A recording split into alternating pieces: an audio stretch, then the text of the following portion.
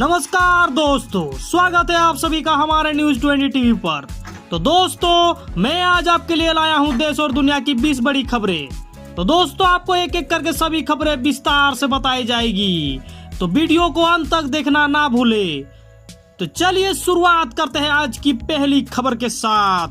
दोस्तों, आज की पहली खबर बहुत ही भयानक खबर है। दोस्तों, पाकिस्तान के लिए जासूसी करने वाले व्यक्ति के साथ सेना का जवान गिरफ्तार, सालों से भेज रहे थे गुप्त सूचनाएं। आपको बताते चलो कि दोस्तों, दिल्ली पुलिस की अपराध शाखा ने पाकिस्तान के लिए जासूसी करने वाले राजस्थान के व्यक्ति के साथ सेना के जवान को गिरफ्तार किया है। आरोपी कई सालों से पाकिस्तान को गुप्त सूचनाएं व कागजात दे रहे थे। वही दोस्तों, दूसरी खबर, सुप्रीम कोर्ट ने राजद्रोह कानून के दुरुपयोग पर जताई चिंता, केंद्र से मांगा जवाब।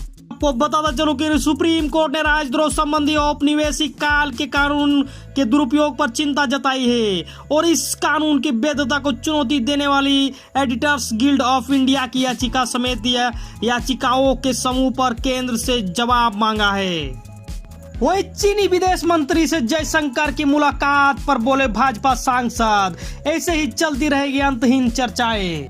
आपको बताते चलो कि भारत और चीन के बीच लद्दाख स्थित LAC पर अब तक तनाव बरकरार है। दोनों ही देशों की सेनाएं आमने सामने तो नहीं है, पर लगातार कुछ दूरी से एक दूसरे की हरकतों पर नजर रख रही है। इस बीच भारत के विदेश मंत्री एस जयशंकर बुधवार को चीनी विदेश मंत्री वांग यी से मिले।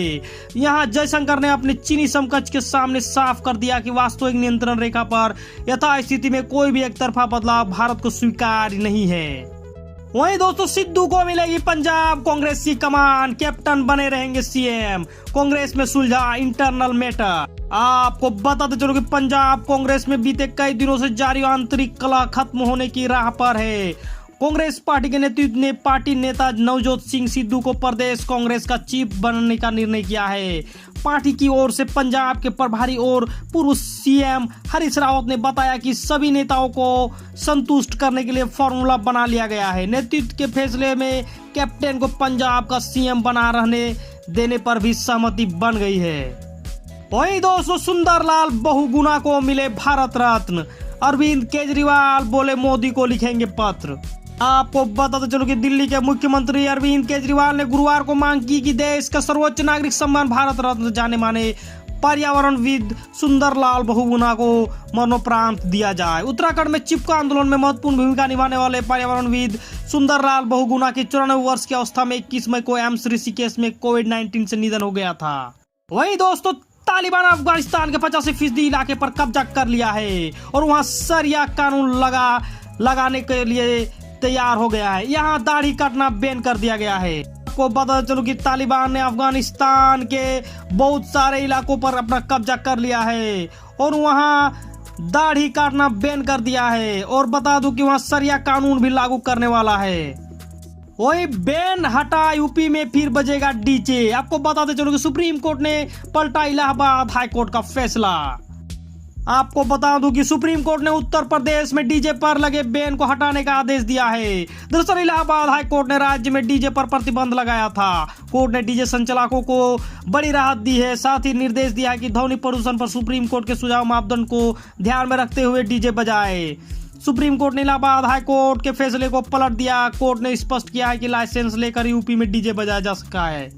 वही दोस्तों, शिवलिंग आकार क्षमता अपार, भारत जापान दोस्ती का नया नमूना है काशी का रुद्राक्ष। आपको बताते चलो कि प्रधानमंत्री नरेंद्र मोदी के संसदीय क्षेत्र वाराणसी में जापान और भारत की दोस्ती का नया नमूना रुद्राक्ष कन्वेंशन सेंटर बनकर तैयार हो गया है। इसके लिए जापान 186 करोड़ रुपए की आर्थिक सहायता दी है।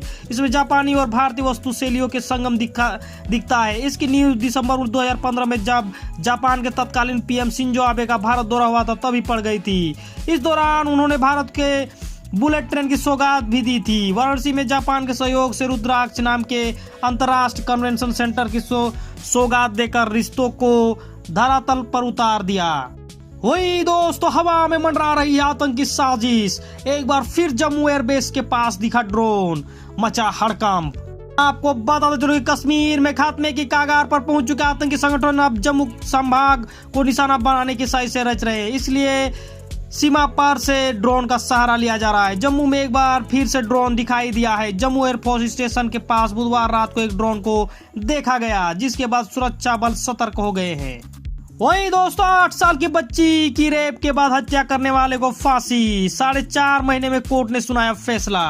आपको बता चलो कि बुलंदशहर में 8 साल की बच्ची के साथ हुई दरिंदगी के मामले में गुरुवार को फैसला आ गया। स्पेशल जज POCSO act doctor Pallav Agarwal ने बालिका की अपहरण के बाद दुष्कर्म कर हत्या के मामले में ने अभियुक्त को फांसी और अर्थदंड की सजा सुनाई है। अभियुक्त ने घर पर पानी पीने आई बालिका को अगवा कर उसके दुष्कर्म करने के बाद हत्या का शव को घर में ही गड्ढा खोदकर दबा दिया था। करीब 4.5 महीने में ही अदालत ने फैसला सुनाते हुए बच्ची के साथ इंसाफ कर दिया है। वहीं दोस्तों बंगाल से खबर है, बंगाल की दीदी बनेगी देश का दादा। सोनिया गांधी, शरद पवार समेत कई नेताओं से मिलेगी ममता बनर्जी।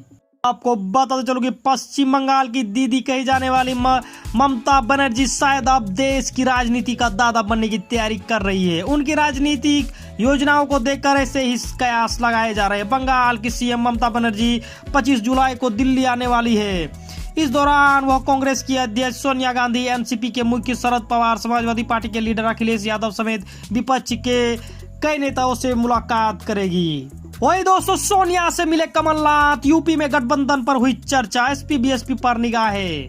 आपको बता चलो कि मध्य प्रदेश के पूर्व मुख्यमंत्री कमलनाथ ने गुरुवार को कांग्रेस के अंतरिम अध्यक्ष सोनिया गांधी से मुलाकात की। सूत्रों के मुताबिक इस मीटिंग में उत्तर प्रदेश के विधानसभा चुनाव में गठबंधन को लेकर चर्चा हुई। खास बात यह है कि इस बैठक में यूपी में सक्रिय भूमिका निभा रही कांग्रेस महासचिव प्रियंका गांधी वाड्रा भी शामिल हुई। वहीं दोस्तों गगनयान मिशन के लिए विकास इंजन की तीसरा टेस्ट भी सफल रहा। स्पेस एक्स के सीईओ ने कहा बधाई भारत। आपको पता चलो कि भारतीय अंतरिक्ष अनुसंधान संगठन ने इस मिशन गगनयान की सफलता की दिशा में अहम कदम बढ़ाया है। इसरो ने बुधवार को लिक्विड प्रोपेलैंट विकास इंजन का तीसरा लंबी अवधि का सफल हॉट टेस्ट किया। स्पेस एक्स के सीईओ एलन मस्क ने इस बड़ी सफलता के लिए इसरो को बधाई दी। वही दिल्ली वासियों को आज से गूगल मैप पर दिखेगी बसों की लाइव लोकेशन, स्टॉप पर नहीं करना होगा इंतजार। आपको बता चलो कि बसों के लिए अब आपको बस स्टैंड पर खड़े होकर इंतजार करने की जरूरत नहीं पड़ेगी। अब आप अपने मोबाइल के गूगल मैप से बस रूट नंबर की लाइव लोकेशन देखकर जान जाएंगे आप जिस पर बस स्टैंड पर है वहां कितनी देर में पहुंचेगी। दिल्ली सरकार के परिवहन विभाग ने बुधवार को इसे लेकर गूगल मैप के साथ समझौता किया है। वहीं दोस्तों कार्यकर्ताओं ने तोड़ी कुर्सियां, अवस्था देख बिना भाषण दिए मसूरी से लौटे अवैसी। आपको बता चलो कि उत्तर प्रदेश विधानसभा चुनाव 2022 की तैयारी में जुटे ऑल इंडिया मजलिस इत्तेहादुल मुस्लिमीन पार्टी के राष्ट्रीय अध्यक्ष असदुद्दीन ओवैसी को लगातार दूसरे दिन झटका लगा है। बुधवार को जहां वाराणसी में उनकी पार्टी के जिला अध्यक्ष समेत पूरी इकाई का कांग्रेस में विलय हो गया और एआईएम के प्रदेश सचिव अमान अख्तर की अगुवाई में पार्टी के 20 से ज्यादा पदाधिकारी कांग्रेस में शामिल हो गए। कोरोना के बीच असदुद्दीन ओवैसी का समर्थकों ने किया स्वागत। आपको बता दें कि महाराष्ट्र में उद्धव ठाकरे की अगुवाई वाली महाविकास आघाड़ी सरकार में सब कुछ ठीक नहीं चल रहा है। सरकार में सहयोगी महाराष्ट्र कांग्रेस के अध्यक्ष नाना पटोले ने राष्ट्रवादी कांग्रेस पार्टी के अध्यक्ष पर हमला बोला है। नाना पटोले ने बुधवार को एनसीपी के प्रमुख शरद पवार को राज्य में शिवसेना के नेतृत्व वाली एमवीए सरकार का रिमोट कंट्रोल बताया। वहीं दोस्तों लखनऊ से गिरफ्तार अलकायदा के 2 आतंकियों का केस लड़ेगी जमीयत उलमाए हिंद, परिजनों से क्या संपर्क। आपको बताते चलो उत्तर प्रदेश के देवबंद में जमीयत उलमाए हिंद ने लखनऊ से गिरफ्तार किए गए अलकायदा के 2 आतंकियों का केस लड़ने का ऐलान किया है। जानकारी के अनुसार जमीयत उलमाए हिंद ने गिरफ्तार किए गए दोनों आतंकियों के दिल्ली में रह रहे परिवारों से संपर्क साधा है। वहीं दोस्तों तालिबान के हाथ लगा खजाना, पाकिस्तान से सटी चौकी पर कब्जा किया तो मिले 300 करोड़ रुपए। यह पैसा अफगानिस्तान की सेना छोड़कर भागी थी। आपको पता चलो कि पाकिस्तान की 85% जमीन पर अफगानिस्तान की 85% जमीन पर कब्जा चुके अफगान तालिबान दिन ब दिन अपनी पकड़ मजबूत कर रहा है। तालिबान के लड़ाके रोजाना अफगानिस्तान की सेना की चौकियों पर कब्जा कर रहे हैं। पाकिस्तान से सटी ऐसी ही एक चौकी पर कब्जा करने जब तालिबान के आतंकी पहुंचे तो उनकी किस्मत खुल गई। यहाँ उन्हें 3 अरब पाकिस्तानी रुपए मिले। वही दोस्तों मददगारों की हत्या न कर दे तालिबान, अफगानी लोगों को भी ले निकलेगा अमेरिका। आपको बता दें कि अमेरिकी सेना की वापसी के बाद से अफगानिस्तान में हालत बद से बदतर होते जा रहे हैं। तालिबान के एक के बाद एक इलाकों पर कब्जा जमा रहा है और आतंक फैला रहा है। तालिबानी लड़ाकों के डर से लाखों लोग घर छोड़ने को मजबूर है। इस बीच अमेरिका ने अपने सैनिकों के साथ अफगानिस्तान से उन लोगों को भी बाहर निकालने का फैसला किया है।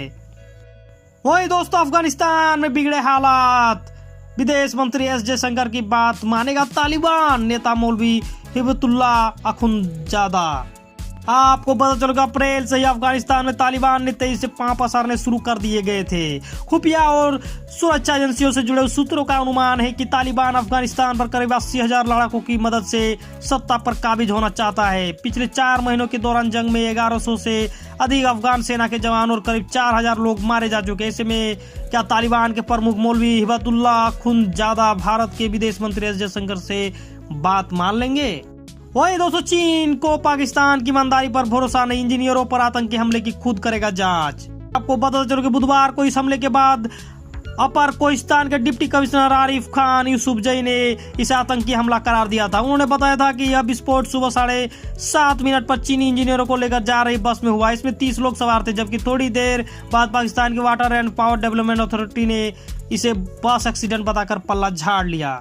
तो दोस्तों, आज के लिए बस इतना ही। दोस्तों, अगर हमारी वीडियो आपको पसंद आए तो वीडियो को लाइक करें, शेयर करें, सब्सक्राइब करें दोस्तों। और इस तरह के डेली न्यूज अपडेट पाने के लिए बेल आइकन को दबाना ना भूलें दोस्तों। तो नमस्कार, आदाब, सत श्री अकाल, जय हिंद, जय भारत।